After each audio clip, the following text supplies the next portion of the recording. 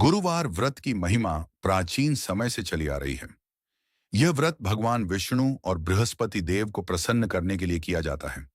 मान्यता है कि जो व्यक्ति श्रद्धा और विश्वास के साथ इस व्रत को करता है, उसके जीवन के सभी दुख दूर हो जाते हैं और घर में सुख, शांति तथा समृद्धि का वास होता है। बहुत समय पहले एक नगर में एक धनवान साहूकार रहता था। उसके पास अपार धन दौलत थी। घर में सोना चांदी, अनाज और वस्त्रों की कोई कमी नहीं थी। उसके परिवार में सभी सुख सुविधाएं थीं, लेकिन उसकी पत्नी अत्यंत घमंडी और कंजूस स्वभाव की थी। वह कभी किसी गरीब को दान नहीं देती थी और न ही किसी साधु संत का आदर करती थी। भगवान की पूजा पाठ में भी उसका मन नहीं लगता था। उसके पति ने कई बार उसे समझाया कि धन का सदुपयोग करना चाहिए और भगवान का स्मरण करना चाहिए, लेकिन वह किसी की बात नहीं मानती थी। एक दिन गुरुवार के पवित्र दिन भगवान बृहस्पति देव साधु का रूप धारण करके उसके द्वार पर आए। उन्होंने दरवाजे पर खड़े होकर भिक्षा मांगी। साहूकार की पत्नी उस समय घर के काम में लगी हुई थी। उसने साधु को देखकर कहा, अभी मेरे पास समय नहीं है, आप कहीं और जाइए। साधु ने शांत स्वर में कहा, बेटी, मैं कई दिनों से भूखा हूं, मुझे थोड़ा अन्न दे दो। लेकिन वह स्त्री क्रोध में बोली, मेरे पास देने के लिए कुछ नहीं है। साधु ने मुस्कुराकर पूछा, तुम क्या चाहती हो? वह बोली, मैं चाहती हूं कि मेरा सारा धन समाप्त हो जाए ताकि मुझे इतना काम न करना पड़े। साधु ने कहा, यदि तुम ऐसा चाहती हो तो हर गुरुवार सिर धोना, घर लीपना, पुरुषों से दाढ़ी बनवाना और पीली वस्तुओं का दान बंद कर देना। इतना कहकर साधु वहां से चले गए। उस स्त्री ने साधु की बात मान ली। वह हर गुरुवार वही सब करने लगी जो साधु ने कहा था। धीरे धीरे उसके घर का सारा धन समाप्त होने लगा। व्यापार में घाटा हुआ, घर का अनाज खत्म हो गया, गहने बिक गए और परिवार पर दुखों का पहाड़ टूट पड़ा। कुछ ही महीनों में वह परिवार गरीब हो गया। अब घर में 2 वक्त का भोजन जुटाना भी कठिन हो गया।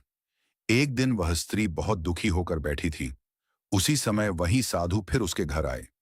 इस बार स्त्री उन्हें पहचान नहीं पाई, लेकिन उनके चरणों में गिरकर रोने लगी। उसने कहा, महाराज, हमारे घर में पहले बहुत सुख था, लेकिन अब सब कुछ समाप्त हो गया है। कृपया मुझे इसका कारण और उपाय बताइए। साधु ने कहा, यह सब तुम्हारे अभिमान और दान न करने का फल है। तुमने कभी भगवान का स्मरण नहीं किया और न ही किसी जरूरतमंद की सहायता की।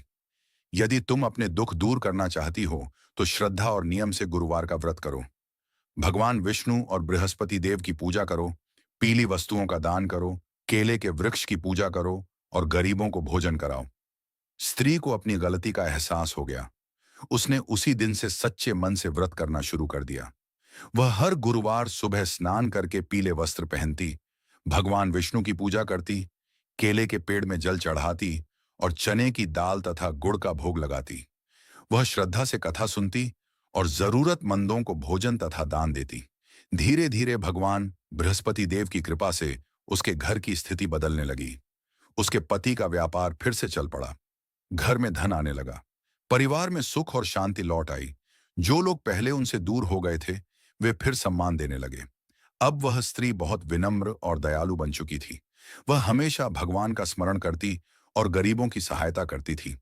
कुछ समय बाद भगवान बृहस्पति देव ने उसे स्वप्न में दर्शन दिया और कहा, जो व्यक्ति श्रद्धा और विश्वास के साथ गुरुवार का व्रत करता है, उसके जीवन के सभी कष्ट दूर हो जाते हैं।